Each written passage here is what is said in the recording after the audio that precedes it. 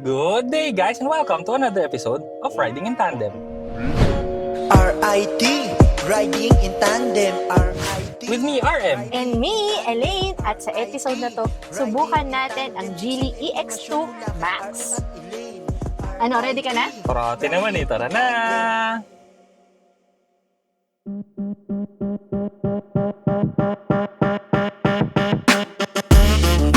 Ang makina nito ay pure electric motor. May maximum output na 115 PS at may maximum torque naman na 150 Nm. Ang battery capacity nito ay 39.4 kWh at may maximum range naman na up to 395 km. Visit our website, rit-ridingintandem.com para sa mga articles, price list, at loan calculator para malaman mo ang down payment at monthly amortization ng sasakyan na gusto mo.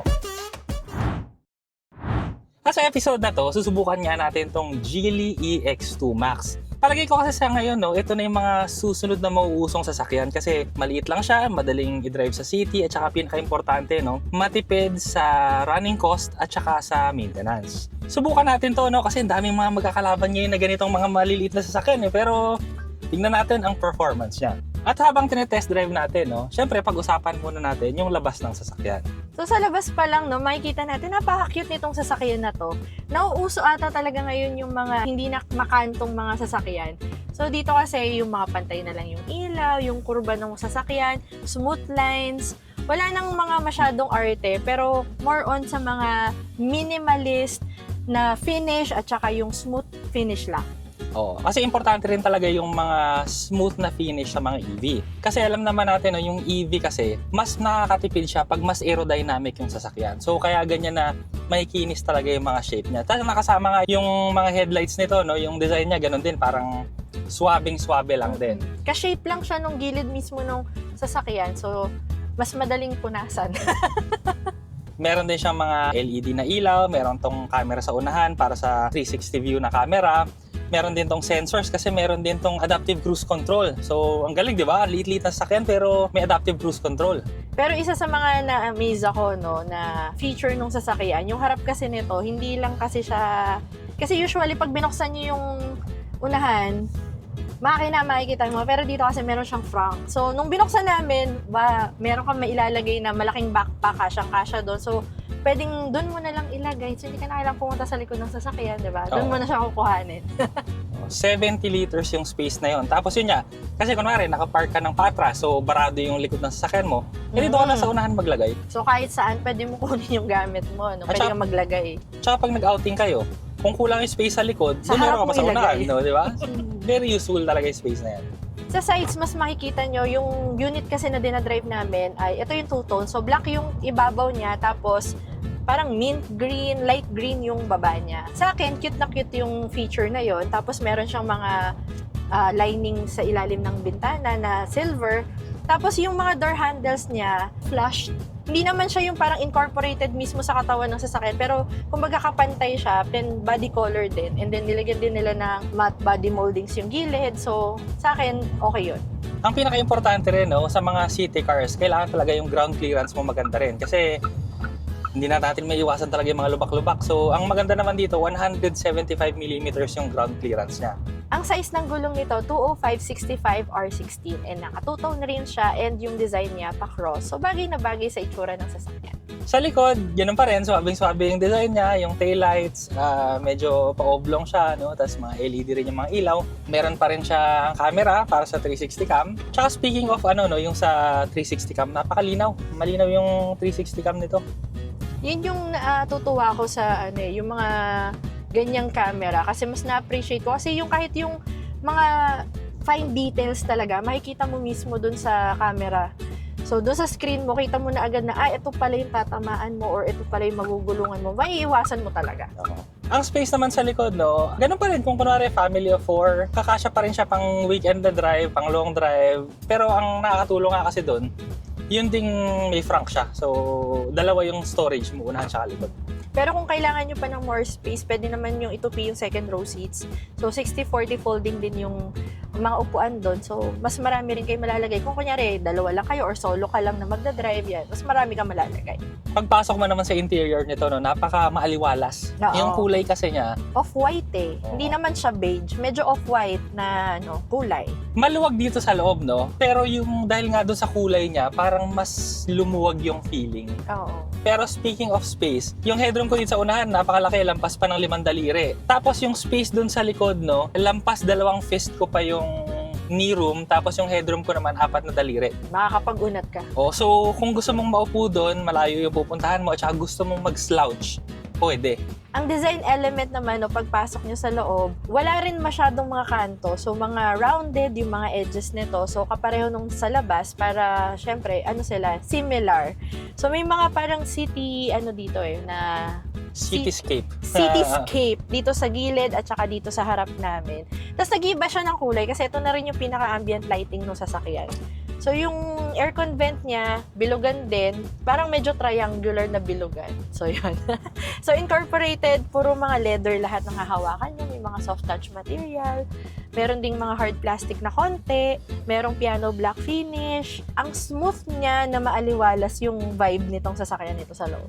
14.6 inches yung infotainment screen natin. So equipped yan with Apple CarPlay and Android Auto, and then 8.8 inches naman yung instrument clusters. Ang manibela naman nito, leather wrap siya, tas two-tone din, no? Merong isang parang dark gray, tapos yun nga yung parang off-white yung bandang gitna niya. Makinis na makinis din dito, no? Kasi yung mga pindutan niya, hindi yung hiwa-hiwalay, parang magkakasama siya sa isa, pero mapipindot mo siya ng hiwa-hiwalay. Sa left side, may controls to para sa adaptive cruise control. Sa right naman, may control siya para sa infotainment system. Sa baba ng infotainment screen, meron tayong aircon vent, merong wireless charger, andito rin yung shifter, so reverse, neutral, tsaka drive. Tapos nasa gilid na nakahiwalay yung park, so dipindot lang siya. May on and off ng aircon, may defogger, at yung hazard button. Meron tayong 2 cup holder, tapos may isang compartment. Meron ding center console na, ang lalim. Malalim, at marami kayong malalagay. Sa ilalim, may open compartment. Kasya dito yung bag ni RM. Kung nakita niyo yung bag niya. Oo, malaki. Malaki. May Type A tsaka Type C USB port. Tapos, ito pa, yung isa sa pinaka natuwa ko kasi ngayon lang ako nakakita ng ganito. So, yung glove compartment nito, hindi siya yung normal na bumubuka lang. So, isa siyang drawer. Pag hinila mo, ayan. Pahila siya, hindi siya Pahila. bumabagsak. Oo. At saka yung, kunyari, may gusto kang ilagay na yung kailangan hindi maalog, naka-steady lang. Maganda yan. Hindi malulukot. Kasi Oo. nakalapag siya, hindi siya nakaganon. Tapos igaganon mo lang, slide mo lang siya pa-forward. O, ayun.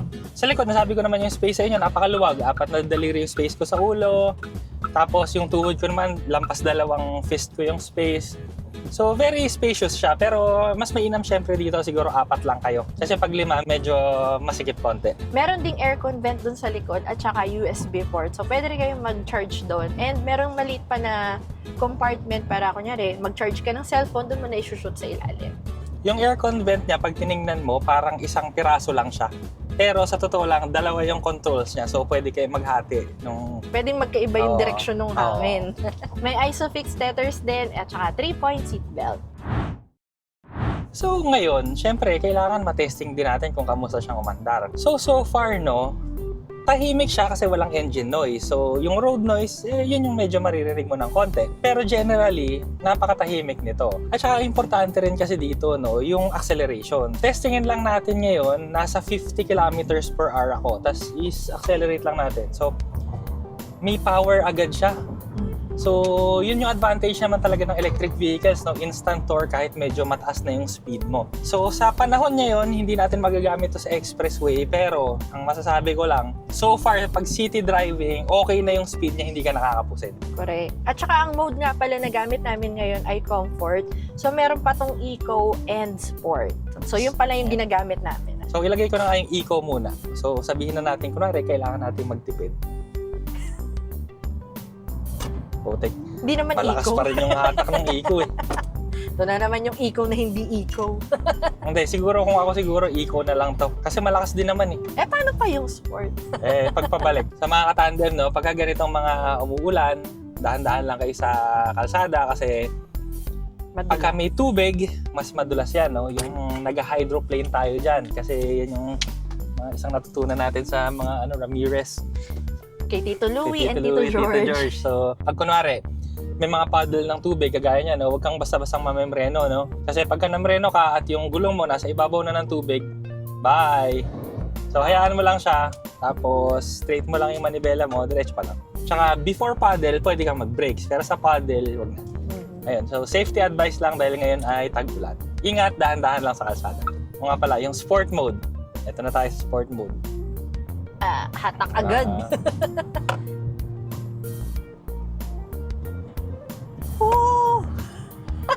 Oo.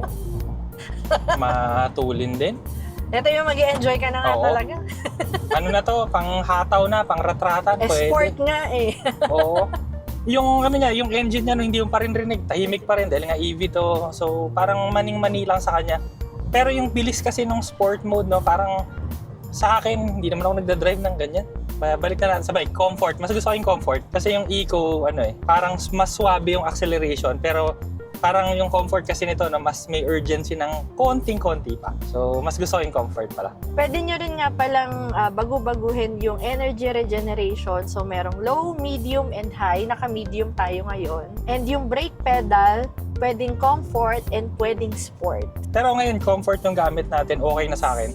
Kasi kung feeling ko pag in-sport pa natin, baka So, Siguro sabagay, pag okay din. naka-sport ka, i-brake pedal mo ng sport din.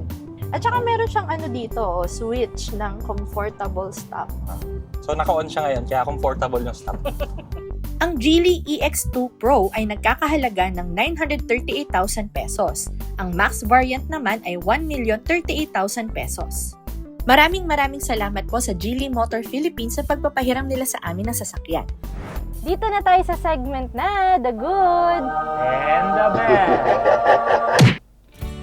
Sa akin, ang bad lang, no? Pag mga gantong sasakyan, 5-seater siya. Pero dito kasi, mas komportable talaga apat yung mga kasakay. Tapos yung siguro yung nasa gitna, bata, para mas comfortable yung mga nasa likod. Sa akin naman, kasi alam mo yun, ang aliwalas ng interior niya kasi nga may off-white siya.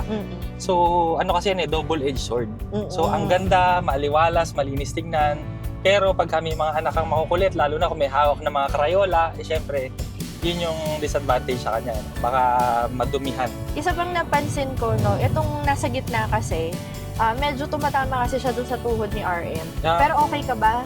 Okay lang naman sa akin, pero kumbaga sa mga electric vehicles ngayon, yung design na mas gusto ko, yung open yung gitna. Pero okay naman. Kumbaga mataba lang talaga yung pata ko kaya medyo nakabukaka talaga ako Pero kung hindi naman kasi talagang mataba yung pata nyo, okay lang yan. Si Elaine wala hindi Wala. na siya tumatama sa gilid Ako kasi walang problema. So sa good naman, syempre dahil electric vehicle to, matipid talaga yung mga driving costs nyo nito. Unlike na gasolina na taas ng taas, baba ng baba, ngayon tumaas na naman kasi nga hindi na mahintuloy ang gera na yan. Problemado ang gasolina yan. Pero sa electric kasi, tumaas man yan, bahagya-bahagya lang. So 15 pesos. Yung huling tingin ko sa bill nga namin ng kuryente, 15.50 pesos per kilowatt hour. So napakalayo nun sa 80 pesos na gasolina. Mas matipid pa rin talaga na kuryente yung gamitin. Tsaka syempre, yung maintenance nito dahil wala ka namang change oil, so mas makakatipid kayo dun sa cost nun. Malayong-malayo yung experience kasi talaga ng EV compared sa mga internal combustion engine. So, lalo na pag sa city ka. Pag internal combustion engine kasi, syempre may idle yan So, kumbaga, mas natatraffic ka, mas matagal kang naka-idle, mas marami rin yung gasolina ang kakainin niya. Pero, unlike sa mga electric vehicles kasi na pag nakahinto ka, aircon lang yung gumagana sa'yo. Sa pagkaka-research ko, kasi hindi ko naman na So, ang alam ko kasi, sa electric vehicles kasi, parang 1 to 2% lang yung magagastos mong kuryente per hour. Ang problema, hindi ka naman natatraffic ng per hour Kasi kumbaga, kung traffic lights ka, ilang minutes lang yun Ganon kalayo yung difference. Pero pagka kasi gas, diba? Pare, Christmas rush, ramdam na ramdam mo yung aray dun sa pagpapagas pagka natatraffic Tsaka yung iba na, yung gustong tumambay sa sasakyan sa parking lot, Oo. diba? Papatay mo yung sasakyan mo kasi nga sayang gasolina. Pero dito, kasi nga 1 to 2% lang. Oo. O di, tumambay ka hanggat gusto mo. Sa akin, good sa akin yung size ng sasakyan. Kasi may mga sasakyan ngayon na sobrang laki at saka yung iba naman sobrang liit. So ito kasi sa akin yung perfect size for everyday use na yung madali mo pa rin mamamaneuver, madali mong maipaparada, at saka may presence pa rin sa kalsada, hindi siya sobrang liit. Oh, speaking of presence, no, talagang kitang-kita ka sa kulay ng green nito. Malayo pa lang, kita mo na yung kotse. Oh. Cute. Yun naman yung maganda ngayon kasi parang fun yung yung itsura at saka yung kulay ng sasakyan. Kung naghahanap kayo no ng sasakyan na magandang pang everyday, matipid, tapos yung running cost niya, maintenance, matipid din, tapos hindi kayo masyadong maapektuhan ng mga pagtaas-taas ng presyo ng gasolina, i-try nyo na tong Geely EX2 Max. Oh, lalo na kung mga syempre kahit pa paano ito yung mas more affordable electric vehicles eh. So kung nandito yung budget range mo, i-test drive mo to kasi kailangan mo siyang masubukan para talaga maintindihan mo, lalo na kung hindi ka pa nakaka-try ng electric vehicle. Mag-test drive ka para makita mo yung difference niya sa mga internal combustion engine. So yan, so mag-test drive na lang kayo sa pinakamalapit na Geely sa inyo. Maraming salamat sa panonood. Sana nag-enjoy po kayo at may natutunan kayo sa video namin. O, next video na. RIT, riding in tandem. RIT, riding in tandem. RIT, riding in tandem. Siksik na impormasyon mula kay RM at Elaine. RIT, riding in tandem. RIT, riding in tandem.